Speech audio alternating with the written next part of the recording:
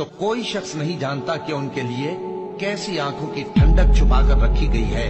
ये उन अमाल का सिला है जो वो करते थे। अहले जन्नत उस रोज ऐशो निशात के मशगले में खुश होंगे। वो भी और उनकी बीवियां भी सायों में तख्तों पर तकिए लगाए बैठे होंगे। वहाँ उनके लिए मेवे होंगे और जो वो मंगवाएंगे उनको मिलेगा।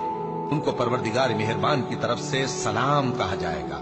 वो जन्नत जिसका परहेजगारों से वादा किया जाता है, उसकी सिफत यह है कि उसमें ऐसे पानी की नहरें हैं जो बू नहीं करेगा, और दूध की नहरें हैं जिसका मजा नहीं बदलेगा, और शराब की नहरें हैं जो पीने वालों के लिए सरासर लज्जत है, और साफ शुदा शहद की नहरें हैं, और वहाँ उनके लिए हर किस्म के मेवे हैं, और उनके परवरदिगार की तरफ से मगफिरत है।